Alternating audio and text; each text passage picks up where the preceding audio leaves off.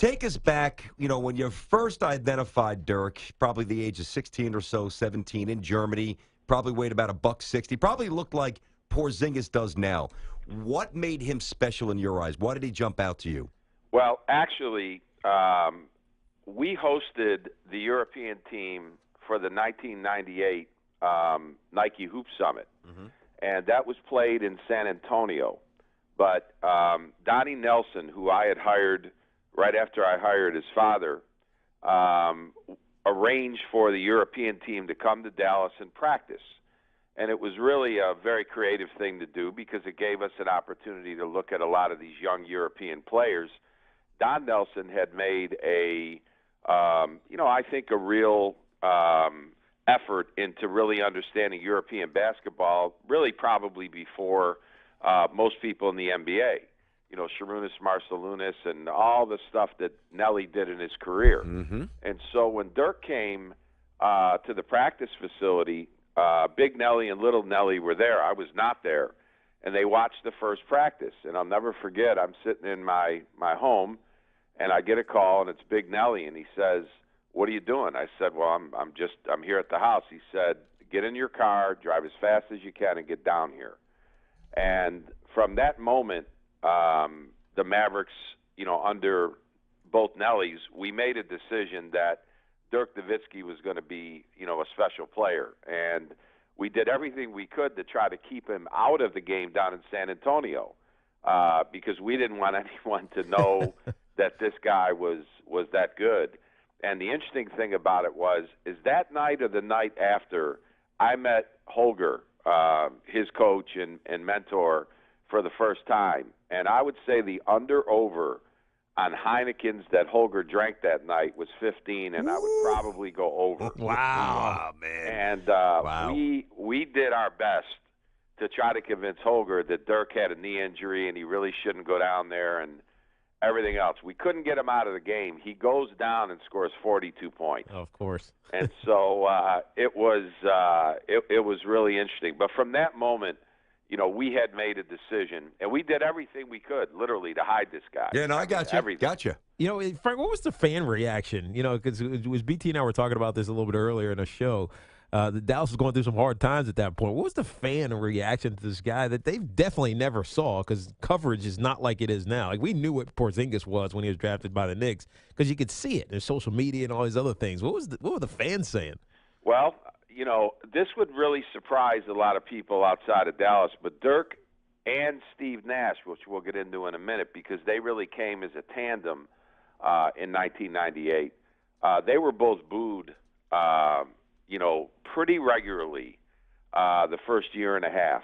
And, I would say that the consensus in the league and the consensus with the sports writers was that we reached. Who is this guy? When him and Steve, there's a picture of Steve, Nelly, and Dirk. I mean, Dirk looks about 15. Steve looks 14. They got these goofy haircuts. And to be honest, it was a tough year and a half. But you could see that Nowitzki was going to be something special. He was a skilled player. And, he's 7 foot tall. He could put the ball on the floor. He could shoot the hell out of it. And you could see that there were skills. It was just the adaptation of understanding the speed of the NBA game, the physicality of the NBA game.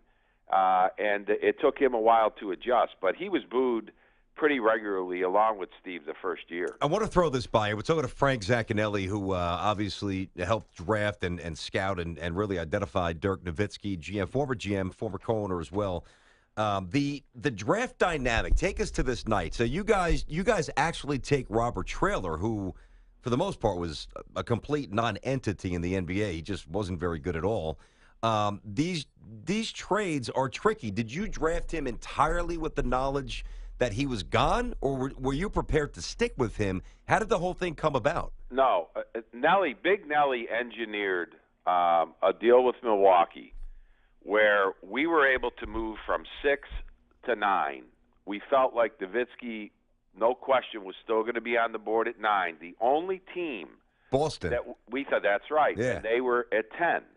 And so we felt that if we could stay in front of them, now the risk in the whole deal was they would trade up to 7 or 8 Mm-hmm. and jump in front of us. So the longest, I would tell you, the longest 35, 40 minutes in Don Nelson's NBA career was the time frame from the time that we drafted Robert Traylor for the Milwaukee Bucks to the time that they were going to draft Dirk Nowitzki for us, because that was all tied into the Steve Nash trade with Phoenix because they wanted Pat Garrity. And so we were able to pick up either the 16th or the 18th pick, which we drafted Garrity for Phoenix and then traded our 1999 number 1 first-round pick to Phoenix with Garrity for the rights to Steve Nash. And the interesting thing about it is, do you guys know who that 99 pick was for Phoenix? Sean Marion. No. Sean? Okay, yeah, UNLV, yeah. So that was really the interesting circle. But in the draft room that night, Wow. the anxiety was brutal when the 7th and 8th pick were chosen to make sure that, that we were going to be solid in Milwaukee's ability. I mean, Nelly, who liked to smoke cigars, I never saw a guy inhale cigars the way he inhaled them, during that period. It was pretty amazing. But, thank God the night worked out and really turned the franchise in a new direction after that draft. BT mentioned you guys exited obviously as owners, and then the beef with Cuban. What's behind that? Well, I mean, it's not necessarily a beef. I mean, I tell people all the time that, when a guy pays you X amount for a franchise, it's his franchise, and whatever you've done is just in the annals of history, and it moves on. The team is really owned by the fans, but obviously, you have to have an owner, and Cuban paid us a reasonable price to own the team. There are some that have said that his whole identity was wrapped up in our ability to sell him the team. I did not want to sell because in 2000 I knew we were getting good. You got to remember, I was the captain of the Titanic for 3 years, and I could see now with Michael Finley and Dirk Nowitzki and Steve Nash, we were going to be a really good team. And before we bought the team, as you guys know, the Mavericks were, really on a downslide. And so it was some really, really lean years. And, I'm a basketball guy. I love the game. And I just thought that, we had turned the corner.